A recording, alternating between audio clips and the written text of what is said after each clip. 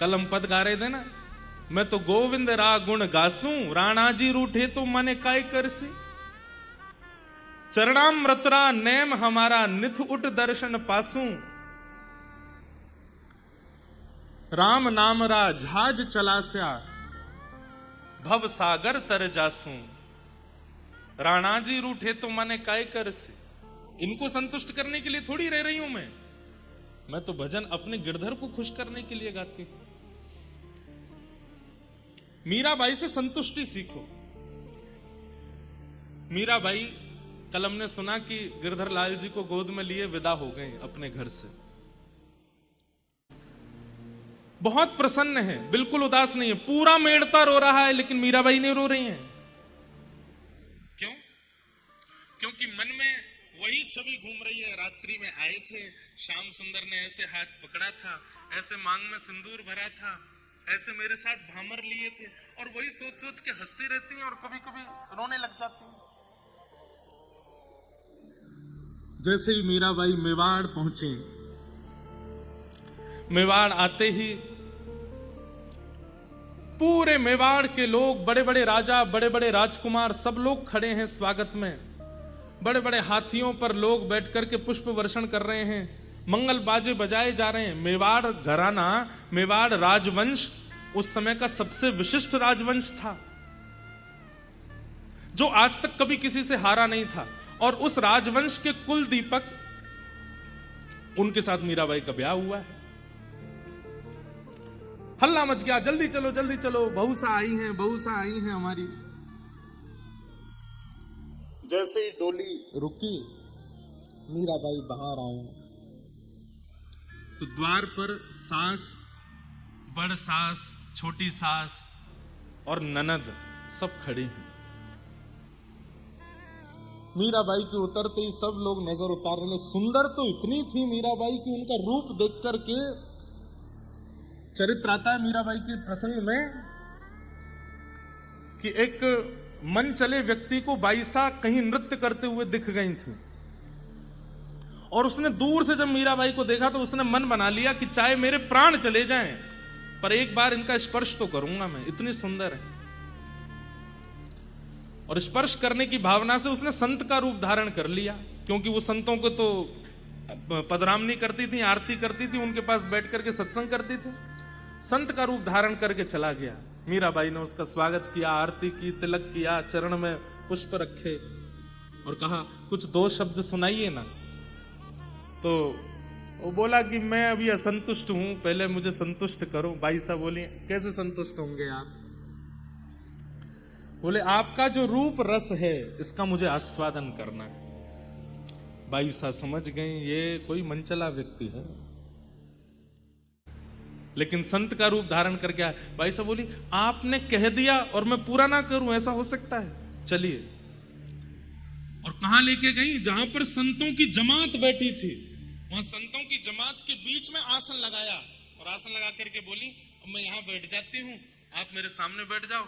ये सब संत दर्शन करेंगे, आपके मन में जो भावना हो आप पूरी कर लो। जब बाईसा ने ऐसी भावना कही, पता नहीं क्या हुआ, उसका हृदय अंदर से मानो जैसे निचोड़ने लगा, उसकी आत्मा जैसे मानो रोने लगी, और वो व्याकुल हो गया, पीड़ित हो गया, रुदन करने लगा, चरण पकड़ लिए मीराबाई के। मुझे क्षमा कर दो, मुझसे अपराध हो गया, मैं आपको ऐसी दृष्टि से कैसे देख सकता हूं? सुंदरता आज भी है लोगों में, पर हमारी सुंदरता सामने वाले के चित्त में किस भावना को जन्म देता है, इससे पता चलता है कि हमारा चित्त कैसा है। बाईसा की सुंदरता ऐसी है कि वो जहां जाती हैं उनको देख करके, वो सुंदर इतनी है कि उनको देख करके किसी के चित्त में कुछ भी भाव प्रकट हो, पर किसी के चित्त में अगर काम होता भी है ना, तो बाईसा को देख करके काम नष्ट और हो जाता है। ऐसी हमारी किशोरी जी हैं। किशोरी जी की सुंदरता का कितना गुण गाते हैं हम लोग, लेकिन किशोरी जी की सुंदरता आपके और मेरे जैसी नहीं है। हमारी आपकी सुंदरता किसी के चित्त में दुर्भाव प्रकट कर सकती है, पर किशोरी जी की सुंदरता, किसी का चित्त दूषित है तो किशोरी जी को देख ले तो शुद्ध और हो जाएगा। हमें कभी कभी ऐसा लगता है कि कंस राक्षसी क्यों बना रहा ब्रज में रहते रहते, क्योंकि उसने कभी किशोरी जी के दर्शन नहीं किए। अगर वो किशोरी जी की शरण में चला गया होता तो कंस तो कब का शुद्ध हो चुका होता, कब का पवित्र हो चुका होता। किशोरी जी का मुखमंडल ऐसा है। हमारा भजन हमारे गुण में भक्ति को घोल देता है। अगर कोई बहुत सुंदर है, बला का सुंदर है, और वो भजनानंदी अगर बन जाए ना, तो नित्य उसका भजन ऐसा हो जाएगा कि उसकी सुंदरता फिर किसी के चित्त में दुर्भाव को नहीं प्रकट करेगी, उसकी सुंदरता चित्त में कृष्ण को ही प्रकट करेगी। मीराबाई बहुत सुंदर है। बाईसा जैसे ही आई, ननद और सास वो तो बावली हो गई, इतनी सुंदर। अरे मोती लाओ, हीरे लाओ, जवाहरात लाओ, उनसे नजर उतारें अपनी भाभी साहब की। राजा कुंवर भोजराज सब लोग उनको सराहना करने लगे, इतनी सुंदर तुम्हारी पत्नी है, कितने भाग्य हैं तुम्हारे। तो एक रस्म होती है कि जब दहली में प्रथम प्रवेश बहू करती है तो नेग मांगा जाता है। तो ननद नेग मांगती है कि नेग दो, फिर अंदर जाने देंगे। पहले भैया से मांगा, भोजराज जी से कहा नेग दो, तो भोजराज जी ने हाथ के कड़ूला दिए, पैरों की पायल दी सुंदर सोने के, और उनमें हीरे जड़े हुए। बोले भैया ने तो हाथ और पैर की पायल दी भाभी सा, अब आप नेक दो, और आप तो गले का हार दो, आपका हार मुझे बहुत अच्छा लग रहा है। तो मीराबाई ने ऊपर एक हार पहना हुआ था, तो बोली ननद जी ये तो बाह्य हार दिखाई दे रहा है, असली हार तो इसके अंदर पहना है, वो आपको देती हूँ। अंदर क्या था? अंदर कंठी माला पहन रखी थी। अपने गले से कंठी उतारी और कंठी उतार करके ननद के गले में बांध दी। महाराज ननद को तो इतनी अवहेलना लगी अपनी, और बाई साहब वहीं खड़े खड़े प्रवचन देने लगे। क्या बोले कि ये जो है ना सोने का, अगर इसको पहन करके आप रखोगी, इस पर चोर की भी दृष्टि जा सकती है, वो चुराने का उसका मन हो जाएगा। और हे ननद जी, कल को जब आपके प्राण निकलेंगे ना, तो ये उतार लिया जाएगा, हाथ के कंगन, पैर के कड़ूला और ये गले के हार सब उतार लिए जाएंगे, लेकिन कंठी को कोई नहीं उतारेगा, इसलिए कंठी पहन के रहो आप। ये तो मरते दम तक संग रहती है और कल्याण और करती है, ठाकुर जी की प्राप्ति कराती है। उतार करके पकड़ के फेंक दी। बोले ये तो पहला दिन है इनके आने का, आप जानती हैं आप कहां आई है? ये मेवाड़ है, ये मेड़ता में पहनते होंगे लकड़ियां, मेड़ता में पहनते होंगे कंठी आदि, हमारे यहां कोई नहीं पहनता है। ऐसे ऐसे रत्न हैं, अभी तो आप आई हैं, देखिएगा भीतर। अरे नहीं देना तो मना कर दीजिए, ये लकड़ियां मत पहनाइए मेरे गले में।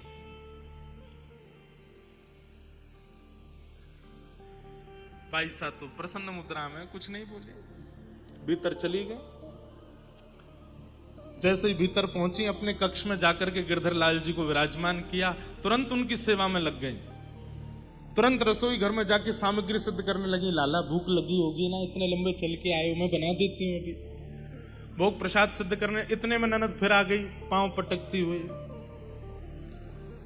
भाभी साहब, हमारे घर में आते ही सबसे पहले देवी पूजन किया जाता है, चलो। मैं अभी गिरधर की सेवा में व्यस्त हूं, मैं नहीं जा पाऊंगी, आप लोग कर लीजिए। अब तो ननद कान पकड़ करके चीखने लगी, राम राम राम राम, ये कैसी भाभी आई है हमारे घर? घर आते ही देवी पूजन को नहीं जा रही, हमारी कुल देवी को पूजने नहीं जा रही, मना कर रही है। मां से जाके कहा, बोले कि मां भाभी तो स्पष्ट मना करती है, मैं नहीं आऊंगी, मैं गिरधर की सेवा में हूं। बोले कौन गिरधर? कुंवर भोज राजा गए, बोले वो उनके ठाकुर जी हैं, वो उनकी सेवा करेंगे। बंधुओं देखिए,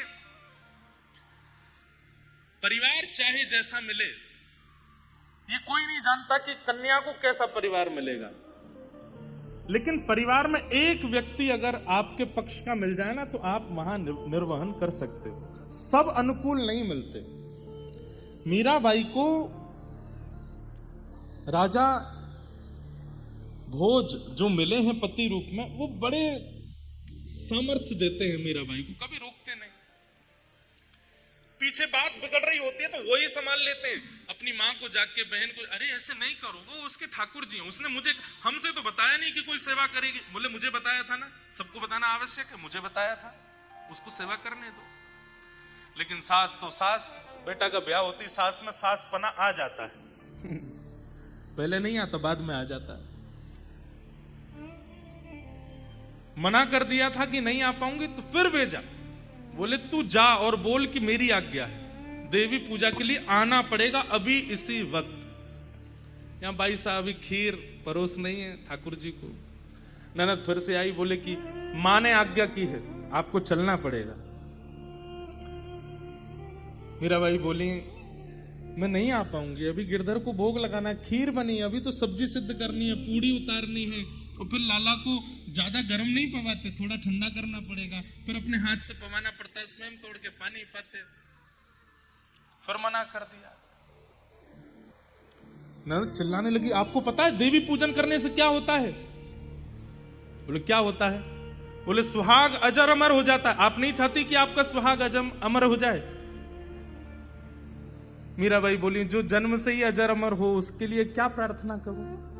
मेरे सुहाग तो जन्म ही अजर अमर है। अब वहां ननद सोच रही है कि ये मेरे भाई के लिए बोल रही हैं ऐसा। बोले वो तो आपकी भावना अच्छी है, पर अपने पति की लंबी आयु के लिए देवी पूजन करना होता है हमारे यहां, आते ही आपको चलना चाहिए।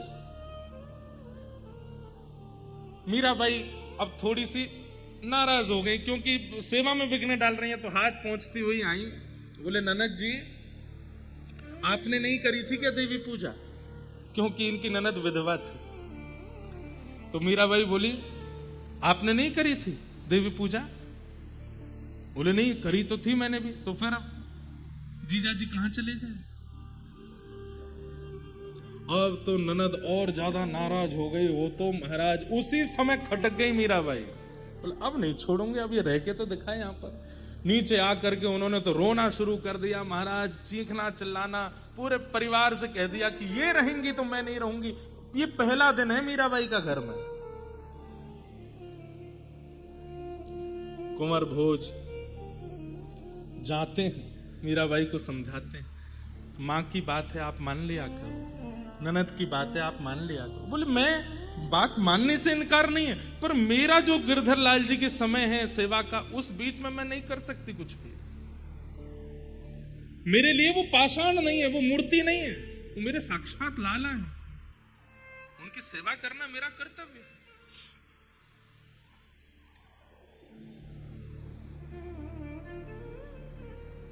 पैसा रहती है,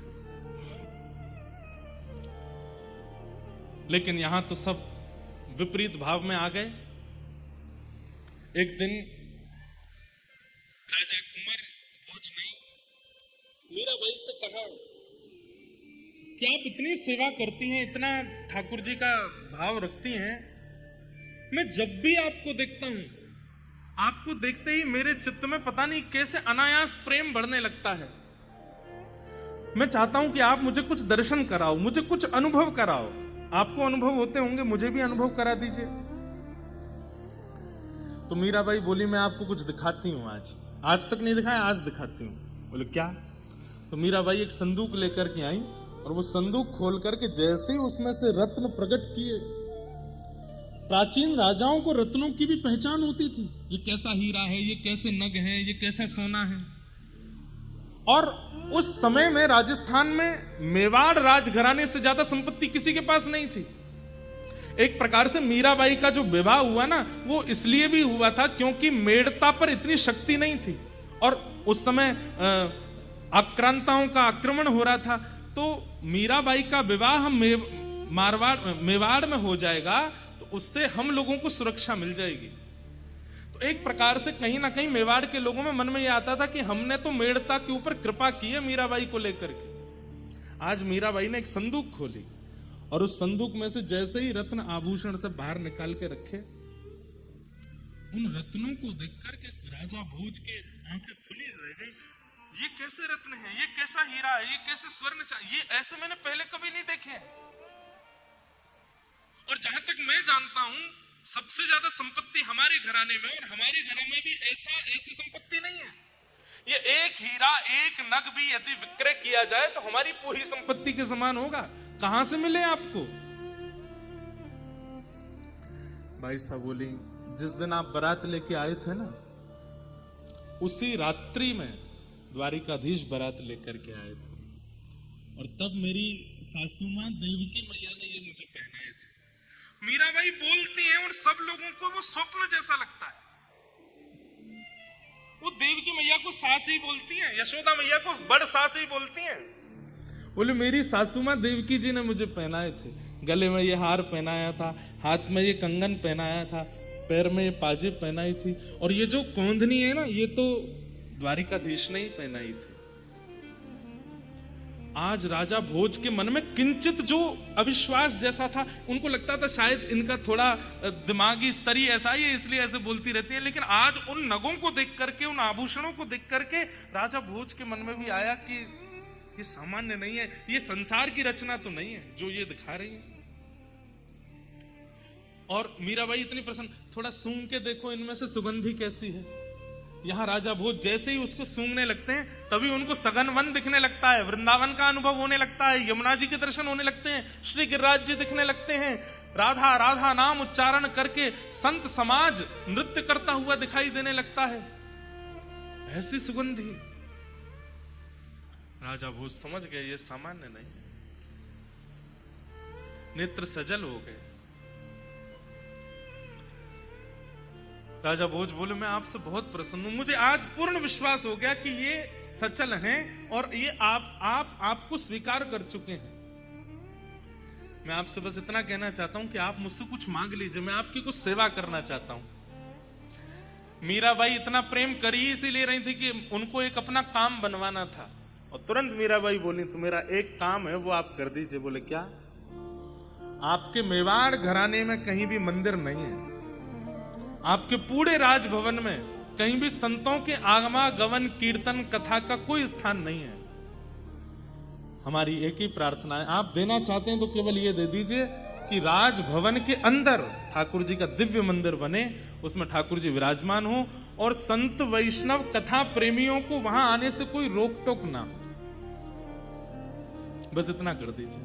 मैं सत्संग के बिना नहीं रह सकती, यहाँ सब कुछ ठीक है, मैं ताने सह लूंगी, सास के, ननद के, सब लोगों को, मुझे सब मंजूर है, पर उन तानों के विपरीत में औषधि रूप में मुझे कथा सुननी है, उसके लिए आप एक मंदिर बनवा दीजिए। कुंवर भोज बोले देवी ये तो आप ऐसा कह रही हो कि खीर में से चीनी निकालो। कैसे निकले, ये कैसे होगा? बोले और कुछ नहीं चाहिए मुझे।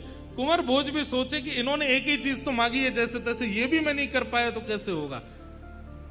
सब विपरीत हो गए हैं, और राजा कुंवर भोज ने मेवाड़ घराने के भीतर एक 4 भुजानाथ मंदिर बनवाया, ऐसे ऐसे रत्न लगवाए। मीराबाई जैसे बोलती हैं वैसी उसकी आकृति, एक द्वार बना है जहां से संतों को आवागमन में कोई रोक टोक नहीं है। रसिक आएंगे, संत आएंगे, वैष्णव आएंगे, कथा कीर्तन सब प्रारंभ।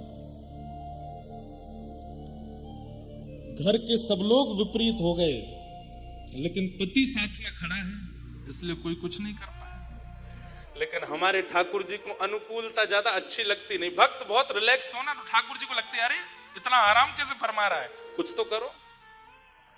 और राजा भोज एक युद्ध में गए थे, और वहां युद्ध में एक बाण उनको ऐसा लगा जिसके कारण पूरे शरीर में रोग फैल गया। वैद्यों ने कहा अब तो इनकी सेवा करो, ये कभी भी अपने प्राण त्याग सकते। ननद तो द्वार से बोलती आई तुमने देवी पूजा नहीं की, देखो आज मेरे भैया की क्या हालत हो गई, मरणासन अवस्था में है। भोज राजा बोले मुझे और कहीं चिकित्सा के लिए नहीं जाना, मुझे मेरे कक्ष में छोड़ दो, मीरा को मेरे पास छोड़ दो, मैं उसे देखता रहूंगा, वो मुझसे बात करती रहेगी, बस मुझे यही चाहिए। मीराबाई लाल जी की सेवा करती हैं, चरणामृत पिलाती हैं, भोग लगाती हैं, भोग पवाती हैं, आसन पर बस लेटे हैं भोज राजा। एक दिन आया जिस दिन उनको अनुभव हुआ कि बस आज मेरे प्राण चले जाएंगे। आज पहली बार मीराबाई का स्पर्श किया, हाथ पकड़ लिया, आप यहीं बैठो, आपने मुझसे एक बात मांगी थी मैंने पूरी की, अब मैं आपसे कुछ मांगू। मीराबाई बोली क्या? बोले मुझे भी वो दर्शन करना है जो आप करती हो। बंधुओं, मीराबाई तभी एक कीर्तन गाने लगी, और उस कीर्तन को गाते गाते गाते गाते राजा भोज मीराबाई की गोद में ही सर रख करके लेटे हैं और बाईसा के मुख की ओर देख रहे हैं। और उस कीर्तन को गाते गाते गाते गाते तभी राजा भोज ने एक बार अपनी पलक झपकी और जैसे ही खोल करके देखा तो श्री मीराबाई के रूप में ही प्यारे गिरधर लाल प्रकट हो गए और राजा भोज को दर्शन होने लगा। राजा भोज बोले, आंख खोलती मीरा है पर देखते गिरधर है, मुख खोलती मीरा है पर बोलते गिरधर है, चलती मीरा है पर हृदय में गिरधर है। ये मीरा तो बाहर की काया है पर इसके चित्त में जो आत्मरूप धारण करके बैठा है वो तो साक्षात गिरधर। आज मीराबाई के रूप में ही प्यारे गिरधर लाल जी का दर्शन हो गया, नेत्र सजल हो गए राजा भोज के, और कहा अब एक चीज और दे दीजिए। बोले क्या? अपने चरण स्पर्श करा दीजिए। मीराबाई बोली ये आज्ञा तो मैं नहीं दे सकती। बोले नहीं, बस और कुछ नहीं चाहिए, बस अपने चरण स्पर्श करा दीजिए एक बार।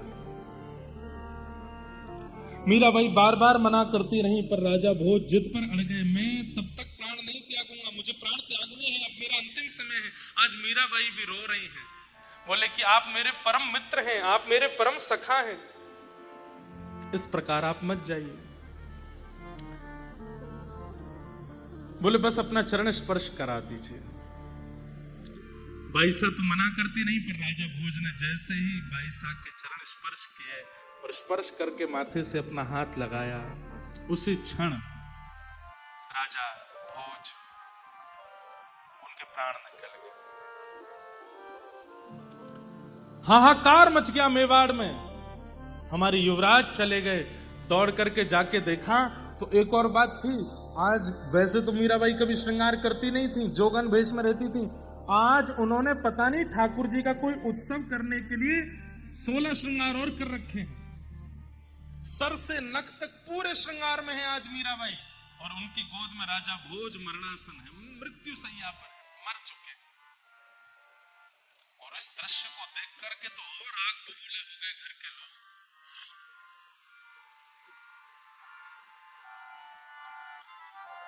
सब लोगों ने मीराबाई का हाथ पकड़ा, बैठाओ इनको, कलश डालो, इनके मांग का सिंदूर मिटाओ। मीराबाई खड़ी हो गई, बोले कि सिंदूर उसका मिटाइएगा जिसका ना हो कोई, मेरा तो है, मेरे तो सामने खड़े, मैं सिंदूर नहीं हटाऊंगी, मैं चूड़ियां नहीं तोड़ूंगी। सोचिए बंधुओं वो कैसा मंजर रहा होगा। सारी नारियां चारों तरफ से घेर करके मीराबाई को ताने दे रही हैं और मीराबाई हिल नहीं रही है वहां से। ननद आगे कहती, मेरे भाई को खा गई आप, मेरे भाई के प्राण ले लिया आपने, हमारे पूरे मेवाड़ को अनाथ कर दिया आपने, और आज जो रस्में हैं जो वो तो आज तक करी नहीं, और आज जो एक बिना पति के पत्नी का जो धर्म होता है वो भी नहीं निभा रही हो आप। मतलब मृत्यु के बाद भी मेरे भैया को चैन से नहीं रहने दोगी। मीराबाई कहती हैं, ये पूरी दुनिया नहीं जानती है लेकिन आपके भैया जानते थे कि मेरा विवाह उनसे केवल मेवाड़ में आने के लिए हुआ था, कि वे चाहते थे कि मैं मेवाड़ आऊं, मेरे गिरधर मेवाड़ आवे। वास्तव में मेरा विवाह हो चुका है। क्या पागलपना करती रहती हो, किससे विवाह हुआ है तुम्हारा? मेरे तो गिरधर गोपाल दूसरों न कोई, मेरे तो गिरधर गोपाल दूसरों न कोई,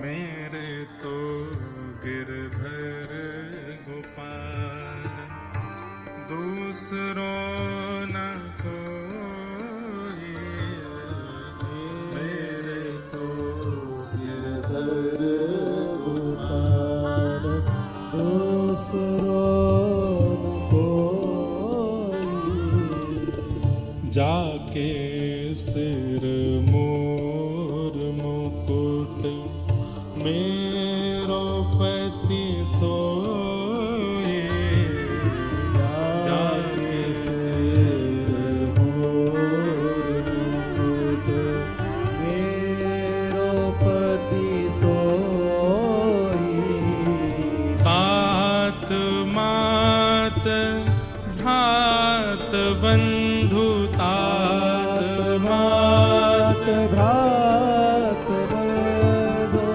तात मात भ्रात बंधु तात मात भ्रात बंधु अपनों नहीं कोई मेरे तो गिरधर कुमार दूसरो न कोई मेरे तो गिरधर। यहाँ कितना बड़ा पहाड़ टूट पड़ा है। एक तरफ राजा कुंवर भोज की अर्थी जा रही है और दूसरी तरफ मीराबाई गिरधर लाल को कस के पकड़ के खड़ी हैं और ना जाने कितनी नारियां वहां पर उनको खींच रही हैं उनके हाथ के चूड़ियां तोड़ने के लिए, मांग का सिंदूर मिटाने के लिए। और वे गा रही हैं कि मेरे यही हैं और कोई नहीं है। जब ये हैं तो फिर मैं सिंदूर क्यों हटाऊं।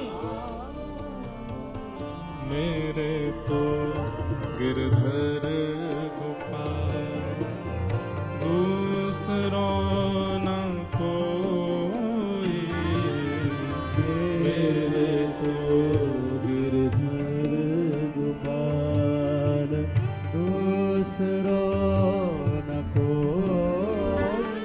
मीराबाई कहती हैं आप चाहती हैं ना कि मैं श्रृंगार में ना रहूं, मुझे जैसे रहना चाहते हैं, जैसे रहना चाहिए आप लोगों के अनुसार आप चाहती हैं मैं वैसा भेष धारण कर लूं। आप चले जाइए, मैं अपने आप कुछ ना कुछ धारण कर लूंगी, नहीं लगेगा श्रृंगार मेरे मुख पर। और चूनर के किए टूक ओढ़ली नीलो, चूनर के किए टूक ओढ़ली नीलो, चूनर के किए टूक ओढ़ली नीलो।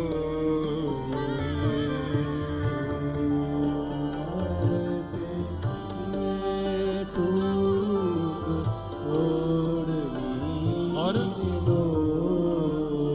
हाँ हाँ मोती माल तोड़ दई, मोती माल तोड़ दई, हे मोती माल तोड़ दई, मोती माल तोड़ दई, वन माल कोई मेरे तो गिरधर गोपाल, मेरे तो